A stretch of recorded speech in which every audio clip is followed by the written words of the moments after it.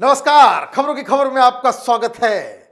लद्दाख के गलवान घाटी में जिस तरह से हिंदुस्तान की जाबाज सेना ने चाइनीज आर्मी को धूल चटाया था और जिसकी वजह से चाइनीज आर्मी का पूरा हौसला ध्वस्त हो गया था, प्रधानमंत्री मोदी ने एक ऐसा ही मास्टर प्लान बनाया है जिससे चीन नेस्तो नाबूद हो जाएगा।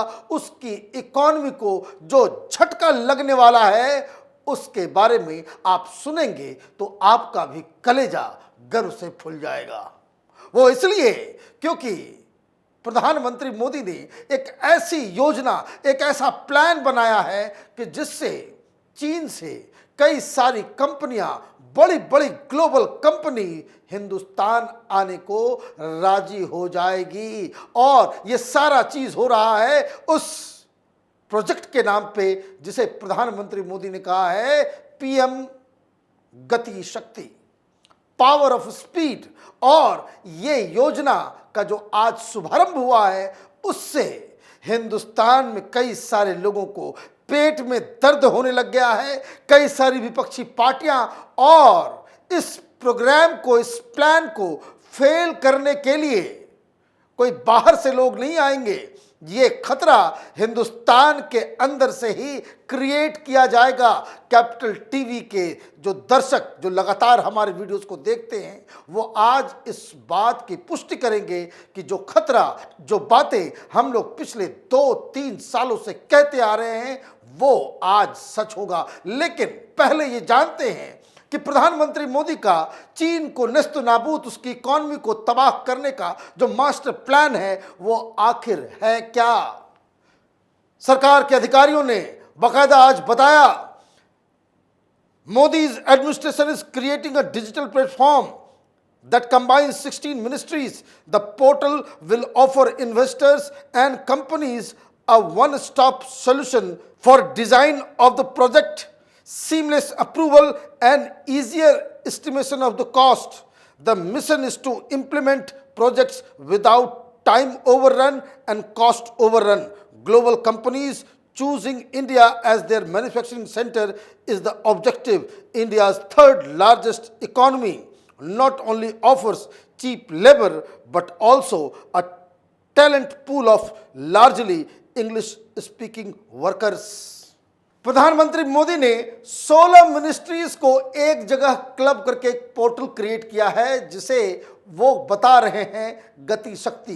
गति किस चीज में? वो जो तमाम हिंदुस्तान के अंदर जो प्रोजेक्ट्स चलते हैं उसमें लेट लतीफी, उसमें जो ब्यूरोक्रेसी का जो पूरा उसमें हिसाब किताब होता है, कई सारी कंपनीज उनको दिक्कतें आती हैं और इसलिए इस तरह का एक इनोवेटिव आइडिया, लेकिन पर्पस ये कि दुनिया भर की जो बड़ी बड़ी कंपनियां हैं जो अभी चीन में ऑपरेट कर रही हैं उनके लिए हिंदुस्तान का दरवाज़ा खोला जाए ताकि वो हिंदुस्तान आए और यहाँ पे अपनी कंपनीज लगाए। और कंपनीज लगाने के साथ साथ हिंदुस्तान की इकोनॉमी का इजाफा तो होगा ही, साथ ही साथ एम्प्लॉयमेंट का एक बहुत बड़ा जिसको कहते हैं अपॉर्चुनिटीज जो है वो हिंदुस्तान के युवकों के सामने आए। क्या बताया गया?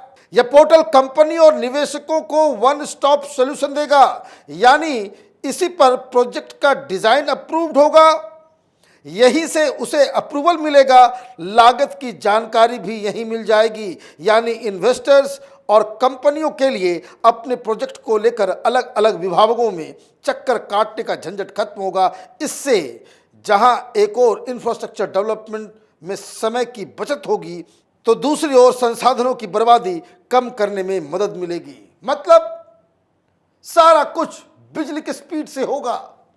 ये तमाम रेड टेपिज्म, ब्यूरोक्रेसी जो हर चीज में अड़चन लगाती है वो सब खत्म किया जाएगा। ये पॉलिसी तो अभी तक सुनने में ये लग रहा है कि हिंदुस्तान की इकोनॉमी को एक नया प्रारूप देने के लिए किया जा रहा है, लेकिन इसकी घोषणा के साथ ही ब्लूमबर्ग की एक रिपोर्ट आई। रिपोर्ट ने क्या कहा और वहीं से प्रधानमंत्री मोदी के खेल की शुरुआत होती है कि किस तरीके से प्रधानमंत्री मोदी एक तीर से दो शिकार कर रहे हैं। एक हिंदुस्तान की गरीबी, हिंदुस्तान में बेरोजगारी, हिंदुस्तान में कंपनी, हिंदुस्तान में नई अपॉर्चुनिटीज का माहौल बना रहे हैं, साथ ही साथ उस तीर से चीन का विध्वंस भी कर रहे हैं।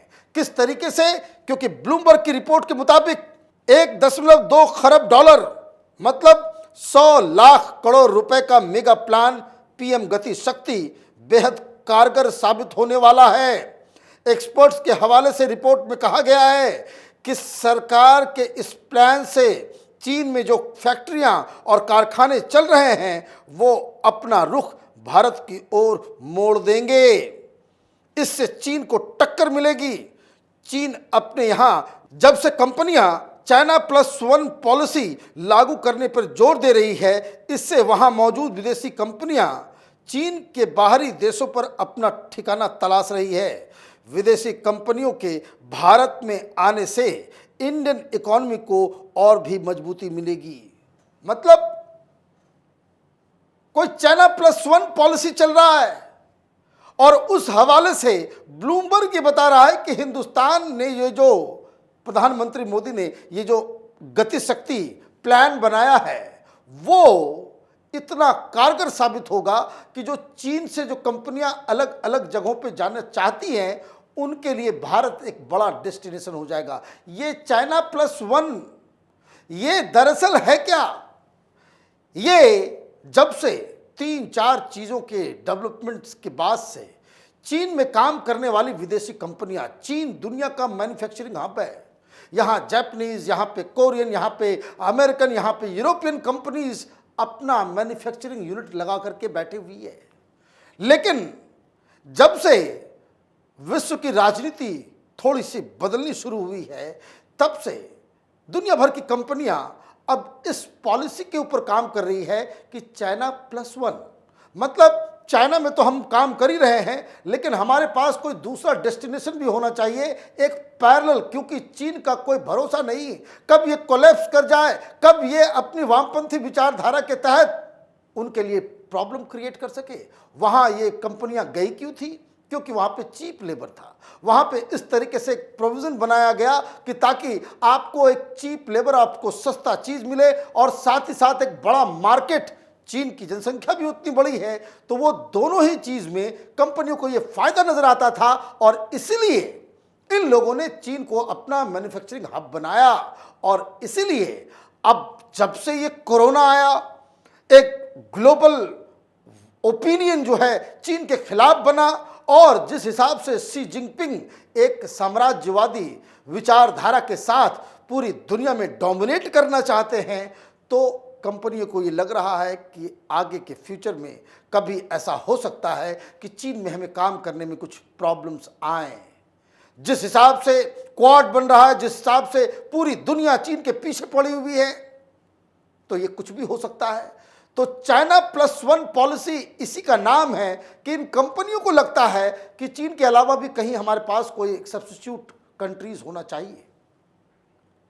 ब्लूमबर्ग की रिपोर्ट बता रही है कि इसका सबसे ज़्यादा बेनिफिट इस पॉलिसी की वजह से ये जो 16 मिनिस्ट्रीज को मिलाया गया है इससे भारत को कुछ फायदा होगा। लेकिन अब तक क्या हो रहा था? ये कोई पॉलिसी China+1 पॉलिसी जो है वो कोई नई बात तो नहीं है। तो क्या ब्लूमबर्ग की रिपोर्ट कहती है clear winner of China+1 model have been the EU, Mexico, Taiwan and Vietnam across sector such as machinery, automobiles and transport and electrical equipments. According to experts, apart from marginal gains in manufacturing sector, India, however, did not significantly benefit from this trade diversion. अब तक EU, Taiwan, Vietnam इस तरह के कई सारे इलाके जो इस China+1 पॉलिसी से बेनिफिट उठा रहे थे, कंपनियां तलाश कर रही थी लेकिन वो हिंदुस्तान नहीं आ रही थी। क्यों नहीं आ रही थी? कई सारी वजह हैं। एक तो रेटिपिज्म, लेट लतीफी, प्लस हिंदुस्तान के अंदर ये जब से 2019 के चुनाव के बाद से कभी आंदोलन सीए के नाम पे, कभी किसान आंदोलन, हर तरफ बवाल और हिंदुस्तान को बदनाम करने की जो साजिश हिंदुस्तान का विपक्ष, यहाँ के वामपंथी और ये तमाम लोग जो करते आ रहे हैं, उससे हिंदुस्तान का इंप्रेशन 2-3 चीज़ों की वजह से बर्बाद होता रहा। एक तो इंडिया के डेमोक्रेटिक क्रेडेंशियल्स के ऊपर सवाल उठने लग गए, दूसरा यहां डिस्टरबेंस है, आंदोलन होते रहते हैं और सरकार यहां पे लुंज पुंज तरीके से काम करती है, लेट लतीफी है। वहां जाने का मतलब है अपनी पूंजी को फंसा देना। पता नहीं जमीन मिले या ना मिले, पता नहीं लाइसेंस मिले या ना मिले, क्लियरेंस मिले या ना मिले, 1001 तरीके की तो यहां पे पाबंदियां हैं। और इसलिए जिन कंपनियों ने यह सोचा कि चीन को छोड़ के कोई दूसरे जगह को, कोई दूसरे मुल्क को ढूंढा जाए, तो उनको वियतनाम हिंदुस्तान से ज्यादा बेहतर लगा, ताइवान बेहतर लगा और तमाम इस तरह की कंट्रीज जहां ये लोग चले गए। प्रधानमंत्री मोदी इसी जो कंपनी की जो सोच है उसको बदलने की कोशिश में ये प्लान बनाया है कि आप आए और गति शक्ति के तहत, मतलब बिजली की स्पीड से आपके प्रोजेक्ट्स का अप्रूवल होगा, सैंक्शंस मिलेंगे, सारी चीजें बिल्कुल एक जगह एक पोर्टल के ऊपर। मतलब ये कि अब विदेशी कंपनियों को हिंदुस्तान में लोगों को भेजने की भी आवश्यकता नहीं होगी, वो अपने ऑफिस कैलिफोर्निया में बैठ करके ही ये अपने सारे प्रोजेक्ट्स को यहां से वो अप्रूवल ले सकते हैं। इस तरह की सोच, और इसलिए ये जो ब्लूमबर्ग की रिपोर्ट आई है कि वो सारी बाधाएं जो अब तक हिंदुस्तान में थी वो प्रधानमंत्री मोदी ने खत्म कर दिया है। ये अगर होगा तो आप समझिए कि जिन वजहों से अभी तो कंपनियां अल्टरनेटिव लोकेशन ढूंढ रही हैं, लेकिन ओरिजिनली जिस वजह से ये कंपनीज यूरोप और अमेरिका से या जापान से, ऑस्ट्रेलिया से वो चीन गई थी, वो सारी चीजें हिंदुस्तान में उपलब्ध करा दी जाएंगी। हिंदुस्तान एक बड़ा मिडिल क्लास, दुनिया का सबसे बड़ा मिडिल क्लास का मार्केट है, तो एक मार्केट भी उन्हें मिलेगा, चीप लेबर भी मिलेगा, और चीन से एक चीज हम आगे हैं कि यहां पे इंग्लिश स्पीकिंग वर्कर्स आपको मिल जाएंगे। और इसलिए ये जो मास्टर स्ट्रोक है, ये मास्टर प्लान है, ये चीन को चुभने वाला है। और यही वजह है कि चीन बार बार कभी ये पीएफआई को फंडिंग करके, कभी ये किसान आंदोलन वामपंथियों को फंडिंग करके हिंदुस्तान में उपद्रव करने की कोशिश करता है। और जो चीन के जो प्रोपेगेंडा मिशनरी हैं, चाहे वो वॉशिंगटन पोस्ट में बैठे हो, चाहे वो न्यूयॉर्क टाइम्स में बैठे हो, चाहे वॉल स्ट्रीट जर्नल में, हिंदुस्तान को बदनाम करने की जो कोशिश जो है वो लगातार इनकी जारी थी। आज बड़ा ऐतिहासिक दिन है। इस तरह के लोग जो हिंदुस्तान में अधिकार के नाम पे, किसानों के नाम पे, मुसलमानों के नाम पे, दलितों के नाम पे इस तरह का एजेंडा देश में उपद्रव मचाने की कोशिश करते हैं, तो आप ये समझ लीजिएगा कि वो चीन के दलाल हैं। वो नहीं चाहते कि ये जो गति शक्ति है वो सफल हो जाए, क्योंकि अगर ये सफल हो गया तो सैकड़ों कंपनियां चीन को छोड़कर हिंदुस्तान आ जाएंगी। चीन का क्या होगा ये आसानी से समझा जा सकता है। चीन तबाही की कगार पे है, डिस्टर्ब्ड है, वहां पे अलग सत्ता की लड़ाई हो रही है, तमाम प्रोजेक्ट्स उसके दुनिया भर में फेल हो रहे हैं। और इसलिए इस अपॉर्चुनिटी को पहचानना और प्रधानमंत्री मोदी का ये प्लान बनाना, ये हिंदुस्तान को भविष्य में विश्व गुरु बनाने की ओर एक कदम माना जाना चाहिए। आप देखते रहिए कैपिटल टीवी, हमारे वीडियोस को लाइक कीजिए, शेयर कीजिए और हमारे चैनल को सब्सक्राइब कीजिए। धन्यवाद।